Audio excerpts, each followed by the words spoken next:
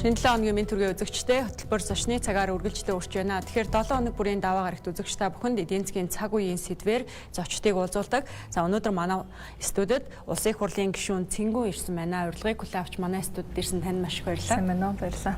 За тэгэхээр 11-р сар гарлаа. 11 сарын 15-ны дотор Монгол улс эх оныхоо төсвийн төслийг бол батлах учиртай байдаг. Тэгэхээр ер нь бол төсөв батлахад ажлын 10 хоног л үлдээд байна.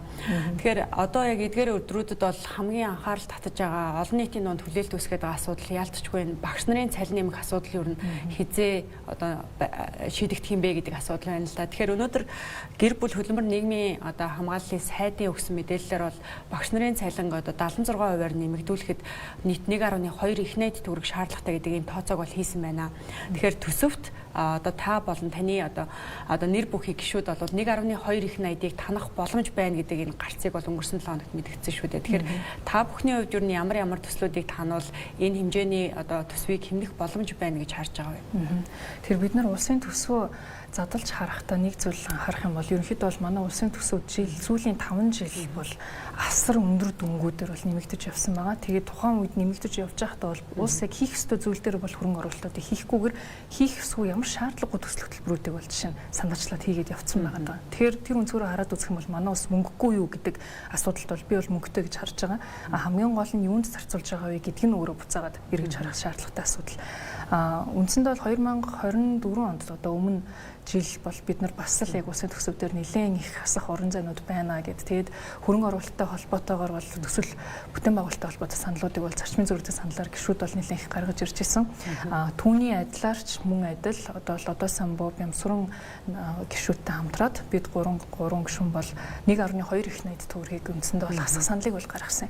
Тэрний 600 бол үндсэндээ бол одоо шинэ оршин хөтөлбөртэй холбоотойгоор бол гарсан одоо дүн байгаа юм л да. Тэгэхээр чинь бид нар одоо жишээ нь сонгуулийн амлалттай холбоотойгоор гаргаад ирсэн энэ төсөл хөтөлбөрийг дараагийн жилүүд дээр улсын төсөв дээр тавиад яваад байна гэдэг маань өөрөө одоо болчмгүй үйлдэл байгаа гэж харагдаж байгаа. Жишээ нь 2024 оны 4 сард шинэ оршин хөтөлбөр бол 800 гаруй тэрбум төгрөгийг хөнгөлөлтөө зээл хэлбэрээр иргэдэд болгосон. Гэтэл 32 тэрбум төгрөгийн л одоо иргэн төлөлт бол байгаа гэсэн. Иргэн төлөлт нь байхгүй байгаад байгаа төслийг ахиж шинээр зээлийн хүүсээр гаргаж ирээд тавьчихна гэдэг маань бол өөрөө ингээд бид бүхэн буруу бодлого хэрэгжүүлээд байгаа нэг том юу. Тэгэхээр харамсалтай нь манай саналуудын дийлэнх нь бол өөрөө байнгын орон дээр бол унсан байгаа. Тэгэхээр энэ 7 хоногийн нэгдсэн чуулганы хуралдаан дээр бол гишүүд дэмжиж одоо энэ асуудлууд бол хасагдах боломж нь бол зайлшгүй гарч ирнэ гэсэн үг. Засгийн газраас бол одоо багш эмч нарын цалинтай холбоотойгоор бол нэмэгдүүлэх боломж гарцуудаа бас өөрсдөө хараад тэгээд төсвийн ажлын хэсэг дээр бас саналуудыг бас гаргаж байгаа харагдаж байгаа. Мэдээж цалин нэмэх асуудал бол урсгал зардал. За нөгөө талд бол хөрөнгө оруулалтын зардал бас төсвийн урсгал зардалд бол тодорхой нөлөө үзүүлдэг. Тухайлбал одоо сумын төвч гэдэг юм уу, соёлын төвч гэдэг юм уу, нэг жилдээ баригдаад дуусах энэ хөрөнгө оруулалтын зардлууд дараа жилдээ бол төсөвт урсгал зардал байдлаар одоо нэмэгддэг шүү дээ. Тэгэхээр төсвийн доктортой байдлын зөвлөл үндэсний аудитын газраас ер нь төсвийн одоо хөрөнгө оруулалтын зардлыг их оновчтой эрэмблээч. Энэ нь алстаа одоо төсвийн урсгал зардал одоо даахаа болох хэмжээнд хүрэхээр юм нөхцөл байдал байна гэдгийг бол одоо бараг жилийн төсвийн төсөлтөөр өгч байгаа дүгнэлттэй бол хэлээд байдаг шүү дээ. Тэгэхээр энэ байдал ер нь эх оны төсөв дээр хэр засагдсан байна гэж харж байна. Өмнө жилээс бол сайжирсан зүйлс бас байгаа харагдаж байгаа. Тэр нь юутай холбоотой гэхээр өмнө жилээс энэ жилийн төсвийг хилцүүлж явах явцад иргэдээс бас санал асуулт авсан байгаа. Тэгэд ийм Монголигаар холбогдож байгаад иргэд маань энэ одоо салбаруудад хөрөнгө оруулалт хэрэгтэйгээд эрүүл мэнд боловсрол эрчим хүч гэсэн 3 салбар бол одоо хамгийн дээгүүр эрэмблэгдэж орж ирсэн байгаа. Үүний үр дүнд ч гэсэн эрүүл мэнд боловсрол болон эрчим хүчний салбаруудад бол арай өмнөх хүчлүүдээс арай өндөр одоо хөрөнгө оруулалтын зардлууд бол тавигдсан. Үүний зэрэгцээгээр иргэд бол ямар зүйлд хөрөнгө оруулалт шаардлагагүй гэж үзсэн бэ гэхээр нөгөө соёлын төв суманд барих шаардлагагүй байна. Ах мэдийн ордон барих шаардлагагүй байна. Тэгээд одоо энэ автгааруулсан халамжтай холбоотой зардлуудаа танаач гэдэг саналыг 300 мянган иргэн бол өгөөд ийм Монголигаар бол өгсөн байгаа. Тэгээд түрүү жилийн өдийд гихт чинь одоо соёлын төвийг барихад 24 суманд шинэ соёлын төв барихад 100 тэрбум төгрөг зарцуулжсэн бол энэ жил 26 онд бол бид нар шинээр суманд соёлын төв барихад бол зарцуулах гайгүй орж ирсэн. Тэгэхээр магадгүй иргэд маань бас ингэж бид нар одоо байнга одоо сошиал дээр сүмжлээд ингээд шуураад өнгөрдөг ямар ч үр дүн харагдахгүй нэ гэж хэлж болох ч гэсэн бас боддороо багаар ч гэсэн бас өөрчлөлт харагдаж байгаа болов уу сайн байна. Би бол тэгж харж байгаа л та. Гэхдээ мэдээж эрэг одоо 30 гаруй их 80 төгрөгний тухай ярьж байхад 100 тэрбум гэдэг чинь өөрөө бага дүн харагдаж байгаа. Гэтэл яг иргэний хувьд бодоод үзэхэд бид нар 1 тэрбум төгрөг чинь өөрөө олдох боломж байхгүй. 100 сая төгрөгийг энгийн ажил хийж байгаа хүн хуримтлуулах боломжгүй. Ийм нөхцөлтэй байна гэхээр 30 их 80 дээр бид нар ямар их мөнгийг татах ёстой юм бэ гэдгийг харагдаж байгаа. Тэгээд өнөөдрийн тухайд би бас нэг зүйлийг онцолж зайлшгүй хэлэх ёстой одоо. Бид нар улсын төсөв дээр ингээд улсын хурлын гишүүд нь асар их одоо анхаарал хандуулад дээрээс нь улсад дээр төсөв дээр юу тавигдахгүй гэд нийгмээрээ шуугч хахад нөгөө талд нь 78 их 80 төгрөгийн одоо өмчтэй төрийн өмч компаниуд байж байгаа. Тэгэхээр төрийн өмч компаниуд дээр явагдаж байгаа энэ төсөв чинь өөрөө асар том одоо зүйл байгаа. Манайд одоо 108 төрийн өмч компани байгаа. Тэрнээс зөвхөн 20 гаруйхан л ашигтай ажилладаг. Бусад төрийн өмч компаниуд нь бол алдагдaltaй ажиллаж идэг. Тэгээд улс сүүлийн засгийн газар сүүлийн үед юу хийгээд байна гэхээр одоо нөгөө нэг хэрэгжүүлэх байгаа төслүүдэд шууд нийгмийн хариуцлагын хүрээнд гээд Эрдэнэс 5 толгой горч байд юм уу тий. Ингээд өөр Эрдэнэ төлөвлөлт өрч байд юм уу. Нийгмийн хариуцлагын хүрээнд хийх ёстой ажлуудаа засгийн газар өөрөө хийх ёстой ажлуудаа шууд тухайн төрийн өмч компаниар дамжуулж хийдэг болчиход байна. Тэр бол төсвөөс гадуурх буюу улсын хурлын гишүүдийн хяналтаас гарахгүйгээр одоо явчихдаг. Жишээ нэг зүйл байгаа нь бол одоо өвөл болж байна. Бид бүхэн үнэхээр Улаанбаатар хот өнөөдөр дулаан өвлжих юм уу? Ямар хөө нөхцөл байдалтай байх юм бэ? Тез 3 дээр гарсан гэмтэлтэй холбоотойгоор тог тасралтууд улам их болоод байгаа. Энэ цаг үед яах вэ гэд байж хахад бид нар бүх найрамд хятад ард турсаас 220 эдэн тэрбум 226 тэрбум төгрөгөөр бол түлш авсан. Энэ Эрдэнэс 5 толгойгоор авчиж байгаа. Энэ улсын төсөв гараагүй, нийслэлээс магадгүй бага хувь гарсан баг. Гэхдээ Эрдэнэс 5 толгой тэнд гэрээ хийгээд хятадаас одоо нүрс авчирч байгаа. Тэгэд энэ үйлдэл чинь өөрөө бидрийг юм зах замраагүй байдлууд руу аваачаад байгаа юм л да. Тэгээд нөгөө нэг сайхан түлшээ авчираад бид нар одоо өнөөдөр үйл сайхан өвлжхүү гэвэл бас үгүй. Хүрэлцээгүй.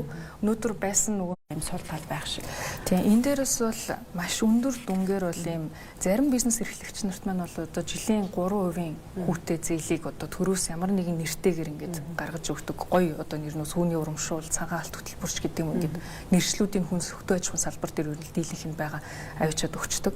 Зарим салбарынх нь бол банкнаас 20% зээл аваад бизнес дээр өрсөлт гэдэг. Тэгэд энэ хоёр ийм өндөр хүүний зөрүүтэй өрсөлдөж байгаа аж ахуйн нэгжүүдийг бид нар яаж цэвэр өрсөлт гэж нэрлэх юм бэ? Тэгэхээр чин үндсэндээ бол одоо энэ аудитын дүгнэлтүүд бас гарсан байдаг. Тухайн одоо хөнгөлөлтөө зээлүүдийг буруу ашиглаад байна. Авсан компаниуд нь яг үнэхээр одоо хөдөө аж ахуйн салбар руугаа мөнгөний оруулахгүйгээр жишээ нь банк бусууд руу оруулчих ч байт юм уу. За эсвэл бүр шал өөр компани ахиж нээгээд тэрэндээ эргэлтийн өрөнгө байдлаар ашигласан. Энэ одоо дүгнэлтүүд нь бол өөрөө билээхэн гарчаад байгаа. Тийм учраас бид нар бүх бизнес эрхлэгч нартай адил тэгш бизнесийн орчныг сайжруулах талдаа анхаарах хэрэгтэй болохоос биш аль нэг салбарыг налагчилж үзээд энэ салбарт нь өгөө гэж нэрлээд яваад байгаа нь өөрөө буруу юм л та. Жишээ нь 23-аас 25 оны хооронд Монголоос 3.5 их 80 төгрөгийг хөдөө аж ахуйн салбарт урамшуул дэмжлэг хэлбэрээр өгсөн байгаа. Монголоос бол асар ихээр хөдөө аж ахуйн салбартаа бол хөрөнгө оруулсан. Гэхдээ бодит байдал дээр өнөөдөр манай үр тариа Улаанбаатар жишээ нь бид нар 50% нь бол одоо уналтын байдалтай байна. Уналтаас гарсан. Тэр мөнгө оруулаад байгаа юм яагаад төвлийн салбарууд нь босгүй байгаа юм бэ гэдэг асуудал бид нар буцааж тавих хэрэгтэй. Тэгэд энэ утгаараа бол нөгөө бодлогууд нь өөрөө буруу явцдаг. Ямар нэгэн байдлаар бид нар өнгөрсөн хугацаанд маш харлаа ш. Жижиг дунд сан байгаа, жидүү байгаа. За тэгэл бусад одоо ямар кино урлагийг дэмжихсэн ингээл ингээд юм янз бүрийн гоё нэртэй. Мэдээж нэрийг сонсохоор гоё байдаг.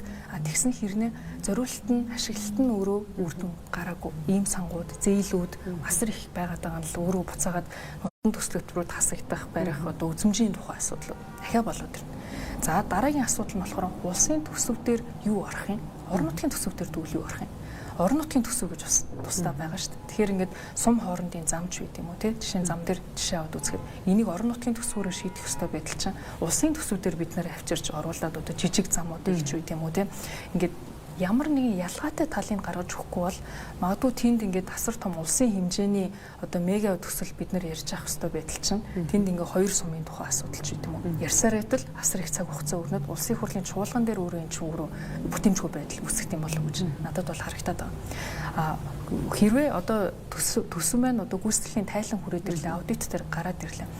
Энэ дундаасаа бид бүхэн хариуцлагын тогтолцоог зайшгүй гарах хэрэгтэй байдаг. Хариуцлагатаар одоо ингээд аудит дээр билээхэн жишээнүүд нь байсараа байтал тухайн сангууд нь татан бөгддөггүй. Тухайн сангуудыг одоо буруу шамшигдуулсан албан тушаалтнууд нь хэрэг дээрээ эзэн дээр одоо хүртэл байгаад байна гэдэг чинь бол засгийн газар эсвэлтгүй гэж байна л гэсэн. Засгийн газарт билээхэн тоонуудын байж хахад энэ зүйлүүдээ өөрчлөхийг хүсэхгүй энийг одоо хүчээр авч яваад байгаа хэлбэр байгаа юм л та. Тэгэхээр энэ дээр бол мэдээж хэрэг арчилсан намын зүгээс бол хүчтэй бол одоо олон тооны одоо хяналтын сонсголуудыг хийхээр бол төлөвлөөд үе шаттайгаар бол явж байгаа. Энийний хамгийн том нь бол мэдээж хэрэг уул уурхайн салбараас бол эхэлж байгаа хамгийн том мөнгөнүүдтэй гэдэг утгаараа. Тэгэхээр ингээд уул уурхайн салбар дээр гарч байгаа бас ингээд сүүлийн 1 сар жангаал монголчууд бид бүхэн хулгай ярьлаа. Гэтэ энэ хулгай нь өөрөө хинбэ гэдэг тухай асуудал биш.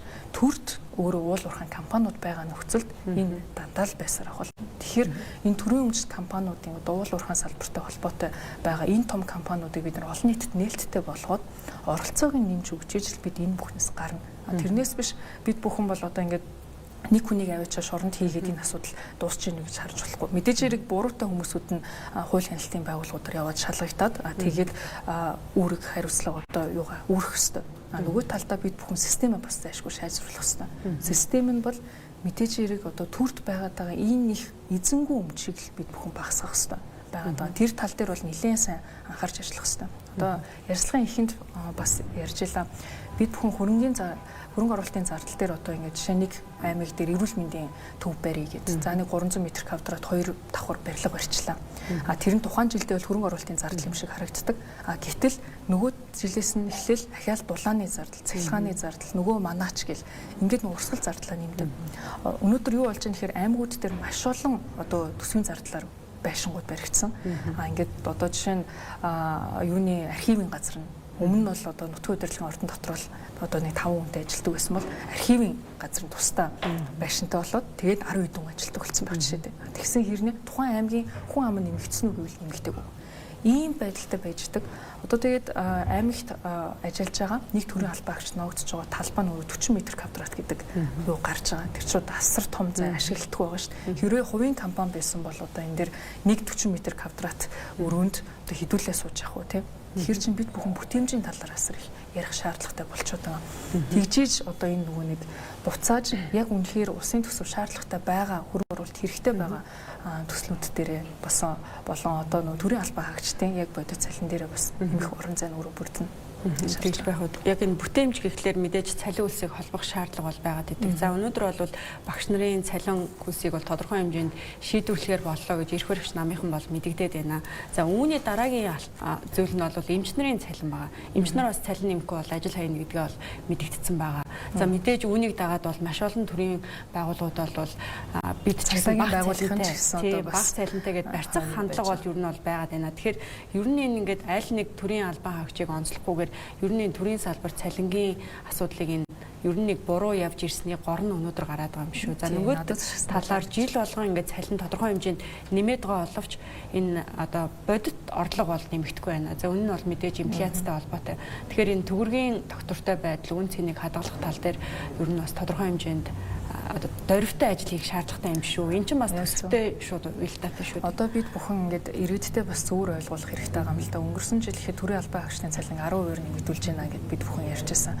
Тэр 10% нэмэгдэл нь үнэхээр бодит амжиргаан дээр өөрөө мэдгэдэггүйцээр нөлөөлж ийн үгүй үгүй байгаа. Яагаад тэгэхээр манай улс буцаагаад нөгөө инфляцаа барьж чадахгүй учраас яг хэрэглээний бараа бүтээгдэхүүн өндөг сүү талах худалдаж авах гэхээр нөгөө үнэн нь өөрөө өссөн учраас ямар ч ялгаагүй байдал руу ирчдэг.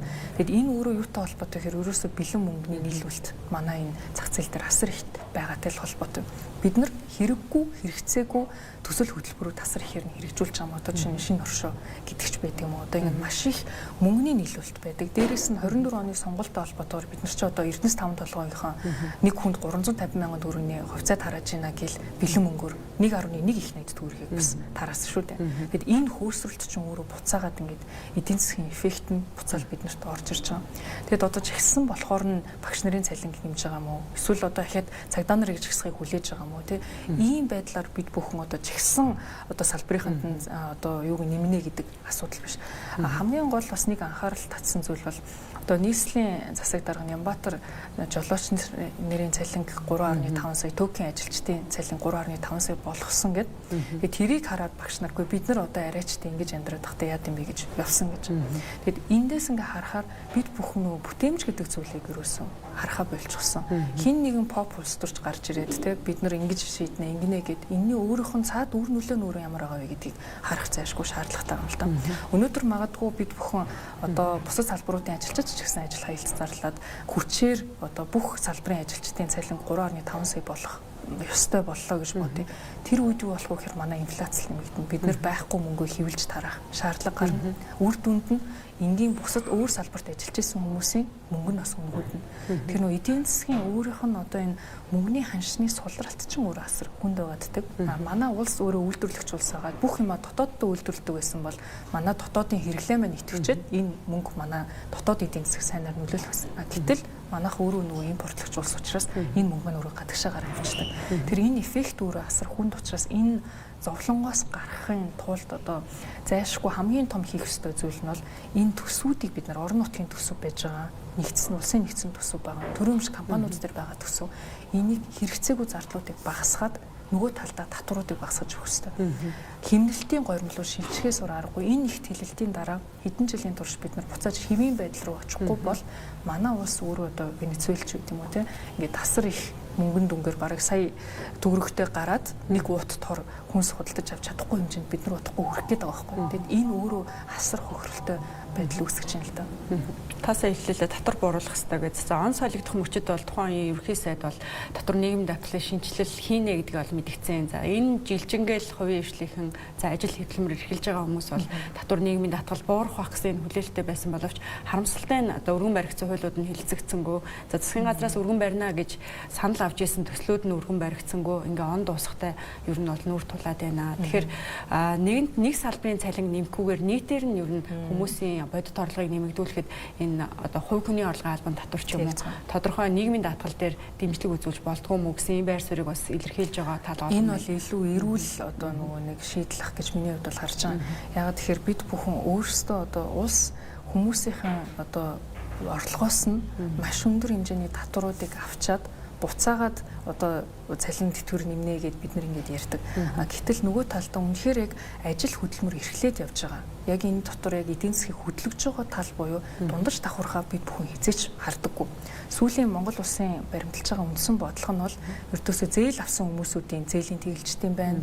За тэгээд халамж авч байгаа хүмүүстээ нэмээд халамж өгчтэй байна. Тэгсэн хэрнээ нөгөө нэг авдаг татвар авдаг хэдээсээ нэмээд авчтай байна. Татвар авдаг хүмүүсээ бол тооцдгүй юм байна. Татврын бааз суурь томруулъя гэж боддоггүй юм байна. Нөгөө байгаа хэдэл улам нэмээд байдаг. Тэгэд энэ байдал чинь өөрөө биднэрт ямар мессеж өгч юм гэхээр Монгол улсад ажилтай хөдөлмөрлөөд хин нэгэнд гай болохгүй амьдрах чинь болохгүй юм байна. Ийм улсад ийм улсын иргэн байх нь сонирн биш юм байна. Улсын бодлого нь тийм биш юм байна. Тийм учраас би гадагшаа явъя. Гээд маш олон гэр бүлүүд үр хүүхдээ аваад гадагшаа явж байгаа. Тэгэд энэ маань буцаагаад манай эдийн засгийг багасгах асар том хүндрэлтэй байдал руу ирж байгаа учраас бид бүхэн дундаж давхарлуулж чиглэсэн бодлого буюу татвар бууруулах, бизнесийн таатай орчныг бий болгох энэ зүйлүүд л хурдтайгаар хийх зайлшгүй шаардлагатай. За мэдээлэл өгч бидэнтэй ярилцсан тань маш их баярлалаа. За баярлалаа. Үзэгч та бүхэнд төсөв болоод төсвийн хэмнэж болох зардлуудын талаар цаг үеийн мэдээллийг Улсын их хурлын гишүүн Цэнгүүн хүргэлээ. Ярилцлагатай хамт байсан баярлалаа.